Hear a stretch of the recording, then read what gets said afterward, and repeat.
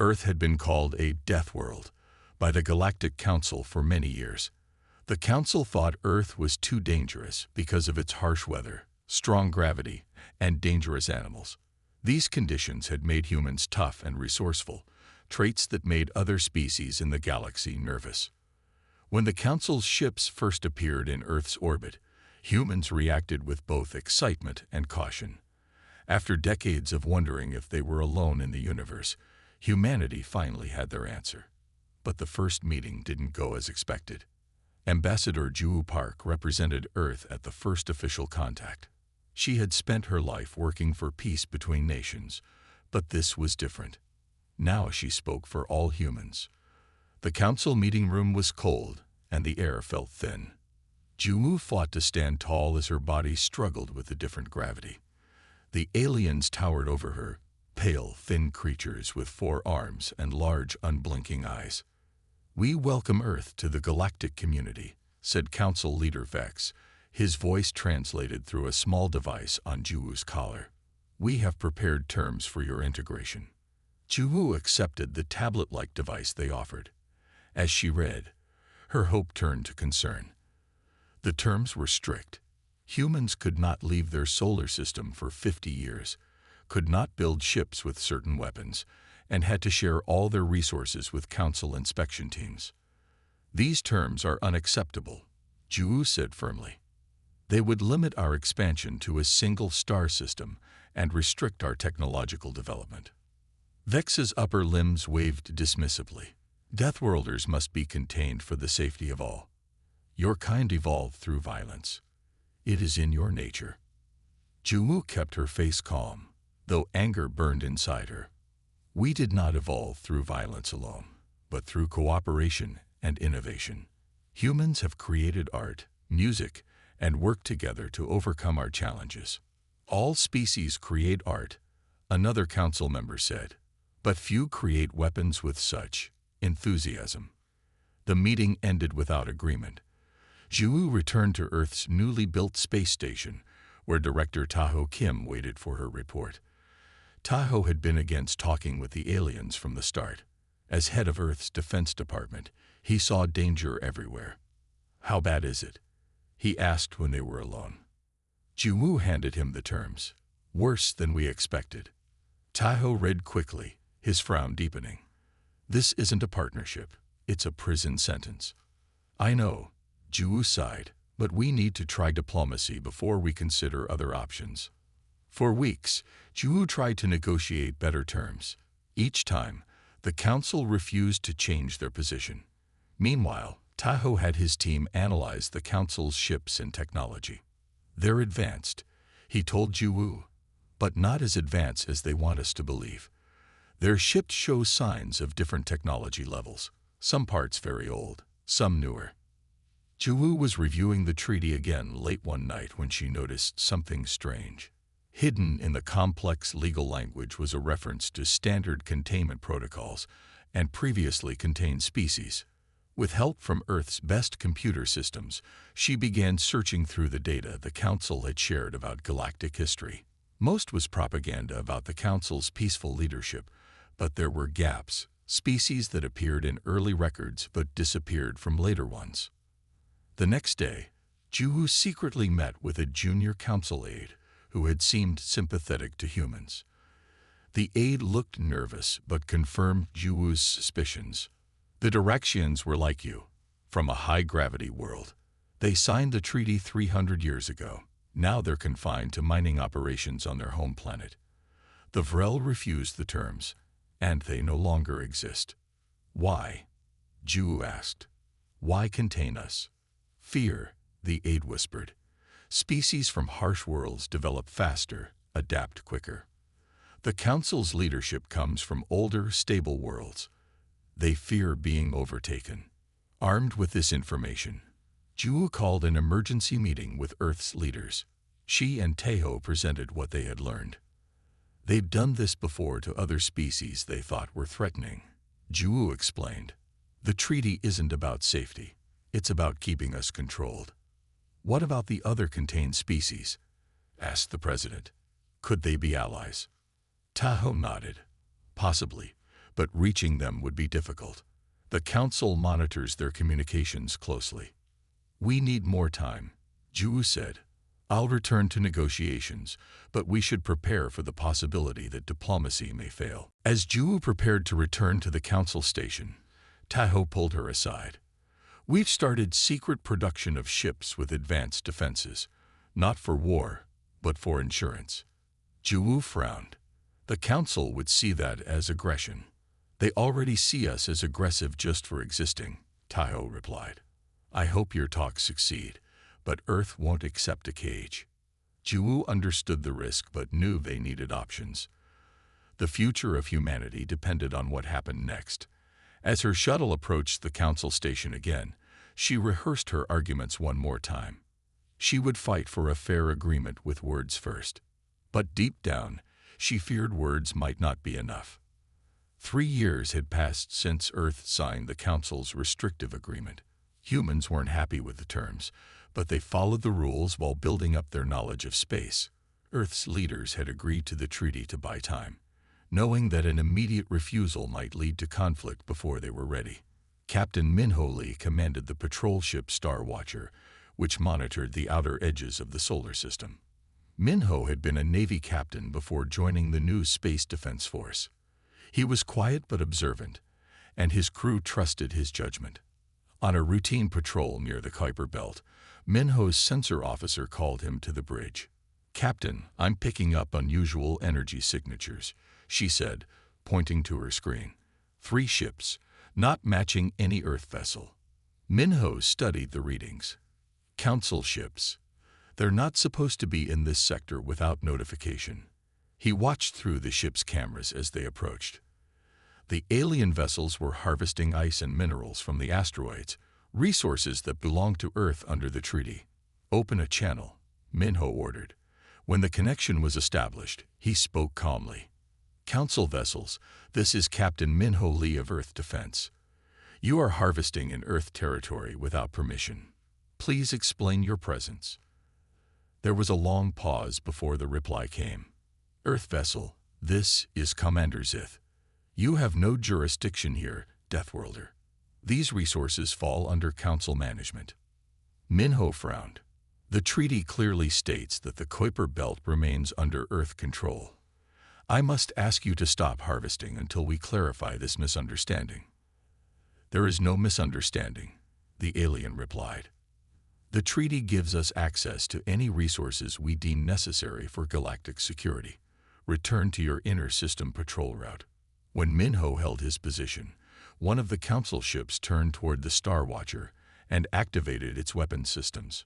They're targeting us, the tactical officer reported, her voice steady despite the danger. Minho knew he couldn't win a fight against 3 Council ships. Record everything.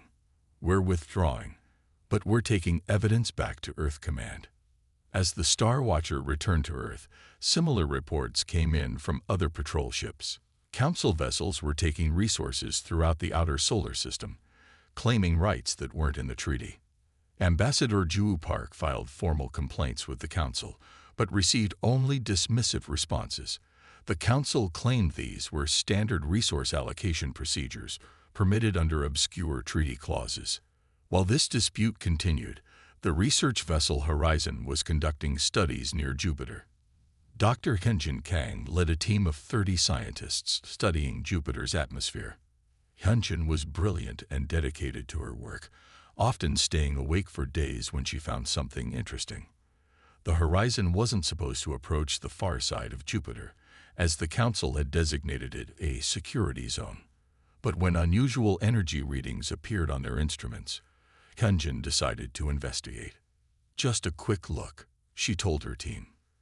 The readings match weapons signatures. If the Council is testing weapons in our system, we need to know. The Horizon moved carefully to the edge of the security zone. Their cameras captured images of Council ships firing experimental weapons at target drones. Some weapons created strange distortions in space that matched nothing in Earth's scientific knowledge. This violates at least 5 sections of the treaty, Hyunjin said as she prepared to transmit their findings to Earth. They're not supposed to test weapons in our system. Before she could send the data, 3 council ships surrounded the horizon. The communication officer reported an incoming transmission. Research vessel, you have violated a restricted zone. Power down and prepare for boarding. Hyunjin refused to surrender their findings. We're in our own solar system. We have every right to be here. The last transmission from the horizon was Hyunjin's voice. They're locking weapons. All hands, emergency. Then silence. When the horizon didn't return on schedule, search vessels found only debris scattered across Jupiter's orbit. All 30 crew members were lost. The council claimed the horizon had suffered a catastrophic engine failure, but Captain Minho Lee, leading the investigation, found weapon signatures in the debris pattern. They destroyed it, he reported to Earth Command, and they're lying about it.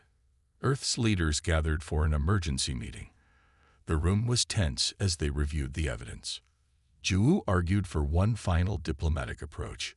If we can present this evidence to the full council, not just their military branch, we might find allies among other species. General Doyen Choi disagreed. He was a veteran of Earth's last World War and had never trusted the council. They murdered our people, Doyen said, his voice low but intense. They steal our resources. They lie to our faces. This isn't a misunderstanding. It's a pattern of deliberate hostility. What are you suggesting? The president asked. That we activate our contingency plans, Doyen replied. The secret shipyards are ready. The new defense systems are operational. Juwoo looked alarmed. That would violate the treaty. They already violated it when they killed our people, Doyen countered. They believe us primitive and compliant, but they've never met humans who've been backed into a corner. The room fell silent as everyone considered the implications. Finally, the president spoke. Ambassador Park, you have 1 week to make a final diplomatic attempt. General Choi, prepare your forces, quietly. As they left the meeting, Ju caught up with Doyen in the hallway. Is war really our only option?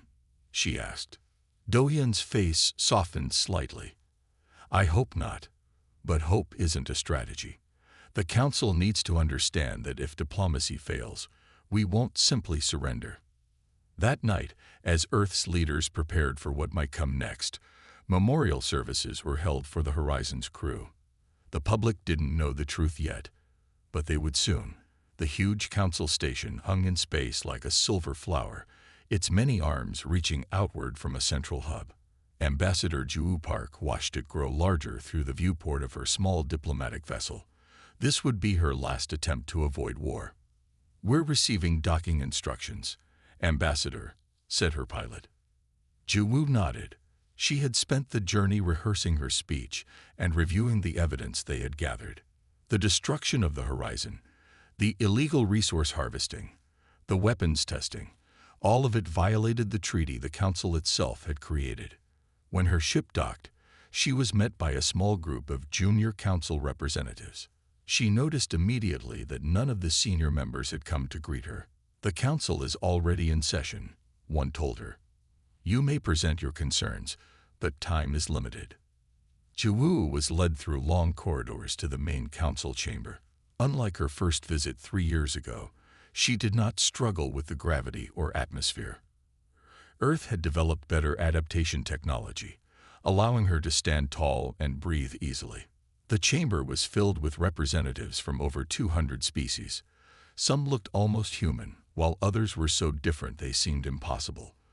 Beings of crystal, gas, or shapes that hurt the human eye to look at directly. Council leader Vex sat on the highest platform. Earth's representative may address the council, he announced, his tone suggesting this was a minor matter to be dealt with quickly. Ju stepped onto the speaker's platform. She wore a simple blue suit, Earth's flag pinned to her lapel. Her only other adornment was a small pendant containing photos of the Horizon's crew. Esteemed council members, she began, her voice strong and clear. I come before you with grave concerns about the treatment of Earth and its people. She activated a holographic display showing the evidence they had gathered. The destroyed research vessel, the illegal mining operations, the secret weapons testing. These actions violate the very treaty your council demanded we sign, she continued.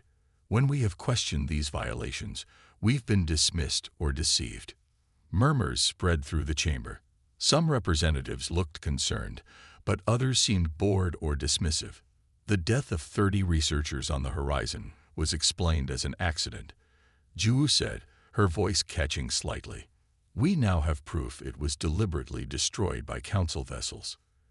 Vex interrupted. These are serious accusations with little evidence. The horizon violated a restricted security zone.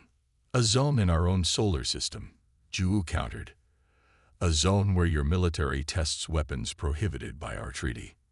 She looked around the chamber, making eye contact with as many representatives as possible. We came seeking friendship, but found only subjugation, she told them. Earth signed your treaty in good faith. We have honored its terms while you have not. The chamber grew quieter as she continued. I am here to give you one final opportunity to address these violations and negotiate a fair agreement, one that treats Earth as an equal partner, not a resource to be exploited or a threat to be contained. Vex and the other senior council members exchanged looks. One of them passed Vex a message, which he read quickly. And if we refuse? Vex asked. Ju stood straighter. Then Earth will withdraw from the treaty and determine its own path forward. You would risk war? Another council member asked. We don't seek war, Ju replied. But remember this. Deathworlders didn't evolve merely to survive. We evolved to protect what's ours. The chamber erupted in voices, some angry, some concerned. Vex called for order. Earth's defiance proves what we have always known, Vex announced when quiet returned. Deathworlders cannot be trusted with the freedom to spread their aggression throughout the galaxy. He turned to Ju. The Council has been monitoring Earth's secret military preparations, your hidden shipyards, your weapons development, all violations of our treaty. Ju kept her face neutral, though she was shocked they knew about the secret preparations. Based on this evidence of Earth's hostile intentions, Vex continued, the Council hereby places Earth under protective quarantine. All travel to or from Earth is prohibited. Any Earth vessel attempting to leave your solar system will be destroyed. You have no right, Ju began. The vote is unanimous, Vex interrupted. This session is closed. Guards approached Ju, but she turned and walked out on her own. Her heart was heavy, but she had expected this outcome. Now, at least, humanity knew where they stood. The journey back to Earth was tense. Ju's ship detected Council vessels following them, but none attempted to interfere. They were being allowed to return to deliver the Council's message. As soon as she landed, Ju was taken to the Global Security Council, where leaders from all Earth nations waited. They refused negotiation, she reported. They've placed Earth under protective quarantine and threatened to destroy any ships that try to leave the solar system. President Sun Wu-Yun, a woman known for her calm approach to crisis, asked, were there any sympathetic voices among the other species? Some seemed concerned, Ju replied, but none spoke against the decision. Many fear the Council's power. General Doyen Choi asked, how much time do we have before they enforce this quarantine? They're moving ships into position already, Ju said, and they know about our secret preparations. The room fell silent as everyone considered the implications. Finally, President Yun spoke. We have a decision to make. Do we accept this quarantine, or do we stand against it? One by one, each world leader gave their opinion. Despite their differences in politics and culture, they reached the same conclusion. Earth would not accept imprisonment. Then we are agreed, President Yun said. We formally withdraw from all Council agreements, effective immediately. Within an hour, President Yun addressed the people of Earth. The broadcast reached every corner of the planet. Citizens of Earth, she began, today we face a turning point in human history.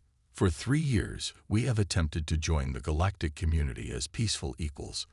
Instead, we have been treated as inferiors, our rights violated, our people killed. She explained the Council's actions and their quarantine decision. Today, we choose to stand on our own terms. The Council has mistaken our patience for weakness and our diplomacy for surrender. They will soon learn their mistake. As the President spoke, signals went out to hidden facilities throughout the solar system. On the far side of the moon, massive doors opened in the lunar surface, revealing shipyards built inside natural craters and covered to avoid detection. Engineer Jinsu Quan stood in the control center, watching as power flowed into the ships his team had been building in secret for 3 years. Jinsu had designed vessels unlike anything seen before. Combining Earth's innovative thinking with adapted alien technology, they had reverse-engineered. "Begin launch sequence," he ordered. One by one, the ships rose from the lunar surface, sleek, powerful vessels built for both defense and exploration. Their hulls contained special materials that partially absorbed sensor scans, making them difficult to track. As the fleet assembled in lunar orbit, Captain Minho Lee took command of the flagship, named Horizon's Legacy in honor of the destroyed research vessel. "All ships report ready, Captain," his first officer said. Minho nodded. "Then we wait for the signal." Back on Earth, Ju Park watched the President's address conclude. "We do not seek war," President Yoon said, "but neither will we accept chains. To the Council, I say this: humanity is ready to take its place among the stars. As equals, not as servants. The choice for peace or conflict now rests with you." As night fell across Earth, millions looked up at the stars, wondering what would happen next. Humanity had made its decision. They would not surrender their future without a fight. Commander Eunjin Ryu studied the holographic map of the Council Communications Hub. The massive station floated in deep space, connecting all Council territories through faster-than-light communications. It was heavily defended by automated systems rather than living guards. The Council never expected anyone to attack such a critical facility. "Any changes to the defense pattern?" Eunjin asked her tactical officer. "No, Commander. They maintain the same patrol schedule. They still don't know we're here." Eunjin nodded. Her ship, the Silent Arrow, had been hiding behind a small moon for 3 days, its advanced cloaking systems concealing it from Council sensors. 2 other ships waited nearby, equally hidden. "All teams ready?" she asked. "Ready, Commander." Eunjin took a deep breath. This would be humanity's first direct action against the Council. Its success or failure might determine everything that followed. "Begin Operation Blackout," she ordered. The Silent Arrow and its sister ships moved silently toward the communications hub. They used no engines, simply drifting along calculated paths. Council sensors, looking for engine signatures, saw nothing. As they approached, small pods detached from each ship. Inside each pod, specially trained operators in advanced spacesuits guided themselves toward different sections of the hub. Eunjin watched from the command center as the teams reached their targets.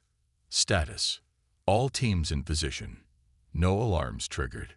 Execute Phase 2. The teams attached small devices to key points on the hub's exterior. These weren't bombs. They were advanced electronic warfare systems designed by Earth's best engineers. When activated, they would overload the hub's systems without causing physical destruction. All devices planted. Teams returning to ships. Eunjin waited until all her people were safely back aboard before giving the final order. Activate the disruptors. Across the communications hub, lights flickered and died. The massive dishes that sent signals across the galaxy stopped moving. Inside, Council technicians rushed to restore power, but their systems wouldn't respond. "The hub is offline," reported Eunjin's second-in-command.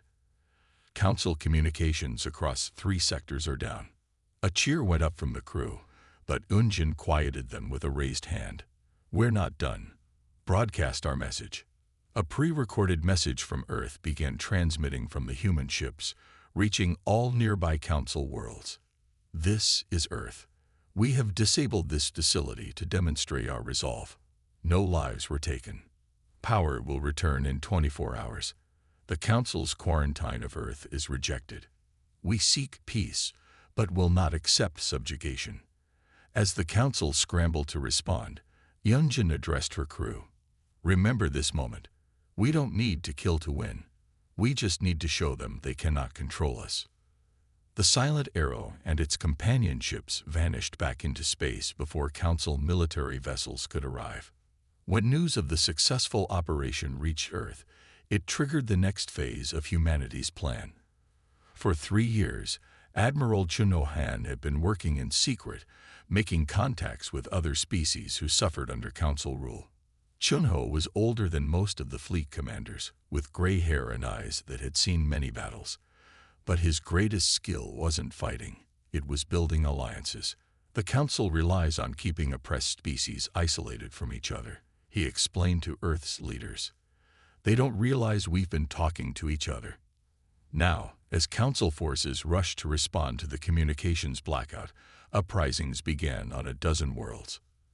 The Diraxians, the mining species Juwu had learned about years earlier, disabled the Council monitoring stations on their planet. The Centauri, relegated to agricultural work, stopped all food shipments to Council worlds. The Vorn, whose advanced technology had been restricted, revealed ships they had built in secret. None of these species could have challenged the Council alone.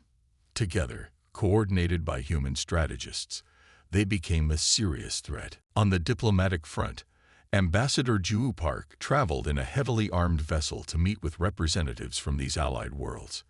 The meeting took place on Diraxia, a high-gravity world much like Earth. The Diraxian leader, a stocky being with tough gray skin, welcomed Juwu warmly. For 300 years, we have waited for this moment, he told her.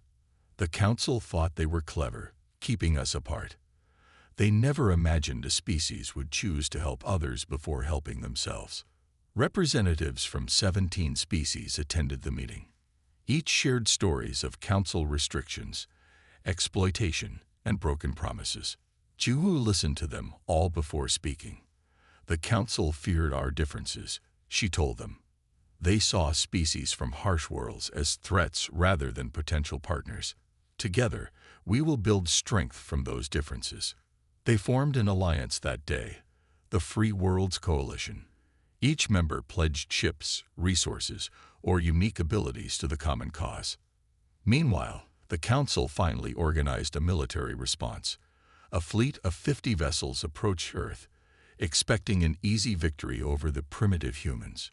Instead, they found Earth protected by a defense network unlike anything they had encountered. Captain Minho Lee commanded one section of Earth's defenses. When the Council fleet arrived, he didn't immediately attack. Let them come closer, he ordered. Let them think we're afraid.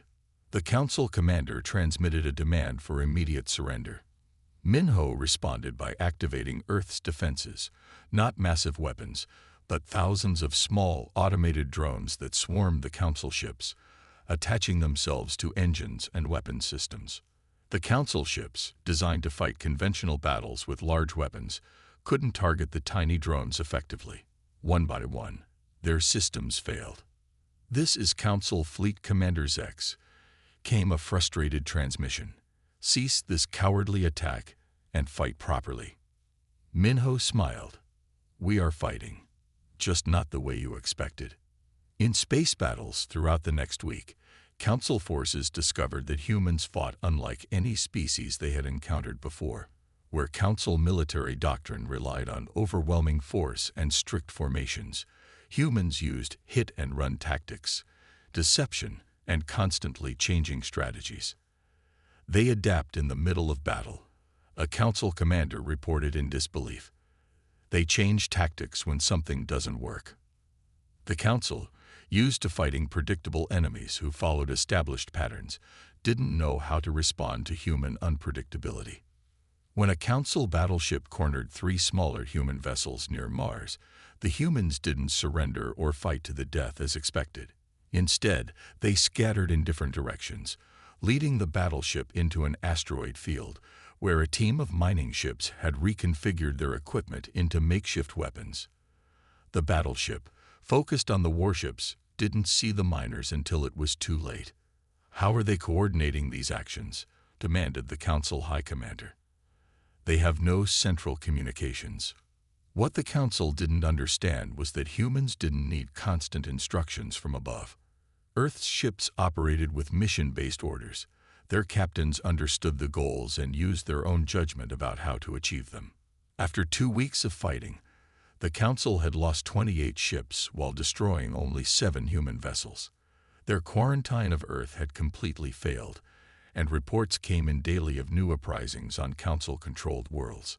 For the first time in its long history, the Galactic Council faced a challenge it couldn't easily crush, and this was just the beginning of humanity's response. The Council leaders gathered in their war room, their faces grim. After weeks of defeats, they had made a decision. They would send their entire reserve fleet, over 300 ships, to Proxima Centauri, Earth's nearest stellar neighbor. Human colony ships had been spotted there, violating the quarantine.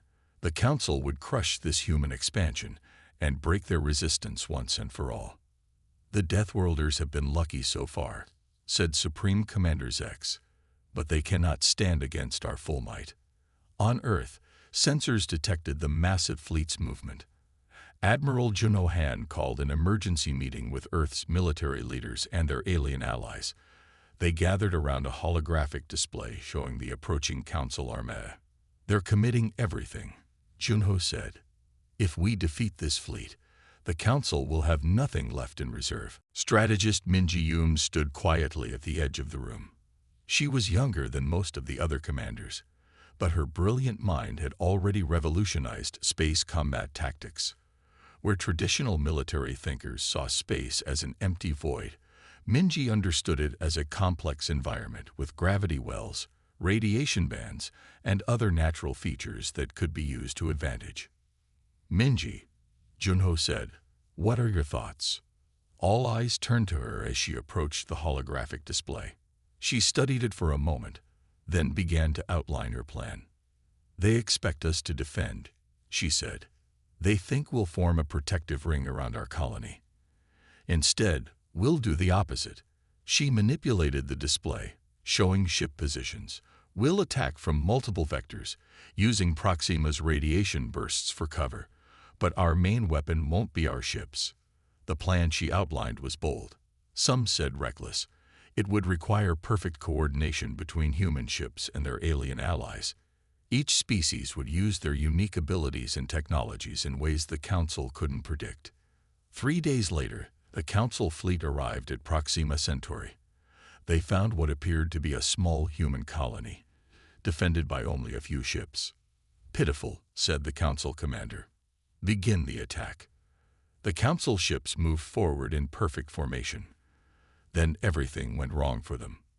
From behind Proxima's larger planets came dozens of ships, not just human vessels, but ships from all the allied species.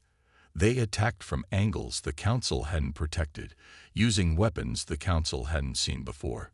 Hyraxian mining ships fired specialized boring lasers that cut through Council shields as if they weren't there. Centauri vessels released clouds of microscopic particles that clogged Council engine intakes. Human ships darted between larger Council vessels, drawing their fire and causing Council ships to hit each other. But the true surprise came from Minji's main strategy. For weeks, human engineering teams had been converting asteroids into massive engines. Now these asteroids, hundreds of them, moved in coordinated patterns, creating a shifting maze that trapped sections of the Council fleet, separating them from each other. "What is this?" demanded the Council commander as his orderly formation broke apart. The battle lasted for 14 hours. When it ended, half the Council fleet had been disabled. The other half had retreated in disarray. The combined Earth Alliance had lost ships too, but far fewer than expected. News of the Council's defeat spread rapidly across the galaxy. On world after world, oppressed species rose up, throwing off Council control. The Council, its military broken and its authority questioned, faced the collapse of its 1,000-year rule. 2 weeks after the Battle of Proxima Centauri, Ju Park returned to the council chambers. This time, she didn't come alone. Representatives from 28 species accompanied her, some from the original alliance, others who had joined after the council's defeat. The council chamber was much quieter than before. Many seats were empty, their former occupants having fled or been removed by their own people. Council leader Vex remained, though his once imperious bearing was gone. He looked tired and defeated. "The human representative may address what remains of the council," he said. Ju stepped forward.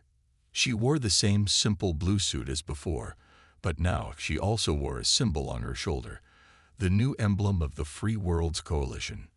"We do not come to gloat over your defeat," she said. "We come to offer peace." Murmurs spread through the chamber. "Peace?" Vex asked. "After all this destruction?" "Yes, peace," Ju replied firmly. "But it must be peace built on equality and respect."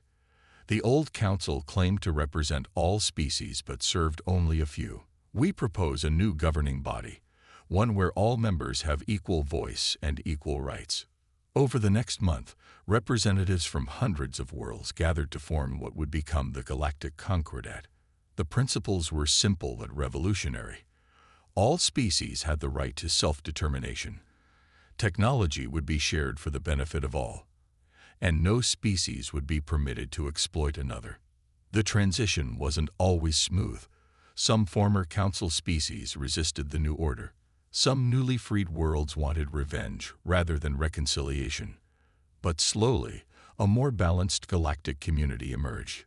5 years later, as reconstruction continued across former council space, historian Seojin Im published a book that became famous throughout the galaxy, The Deathworld Revolution. In it, he explained how the Council's greatest mistake had been fearing what they didn't understand. "The Council feared Deathworlders because they couldn't understand us," he wrote. "They saw our adaptability as dangerous rather than recognizing it as our greatest gift to the galaxy. Species from harsh worlds don't just survive. They solve problems. They innovate. They find ways forward where others see only obstacles." Seojin's book helped many species understand why the old order had failed and why the new one offered hope. Where the Council had sought to contain difference, the Concordat celebrated it. Each species brought unique perspectives and abilities to common challenges.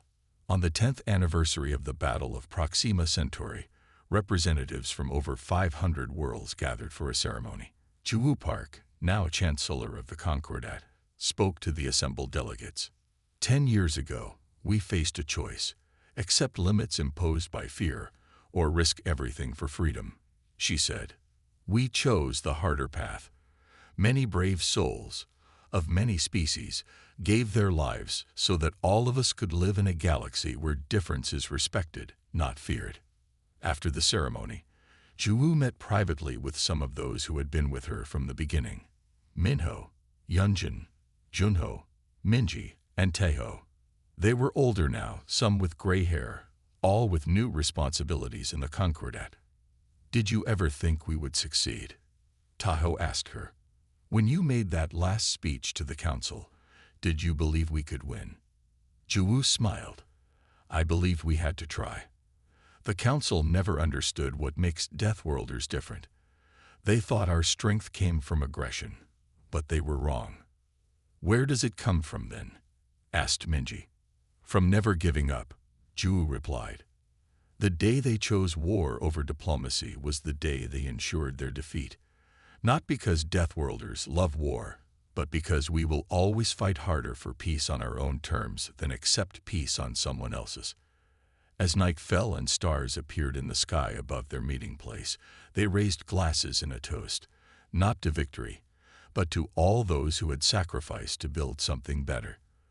Above them, ships from 100 worlds moved peacefully through space, their lights tracing patterns across the darkness.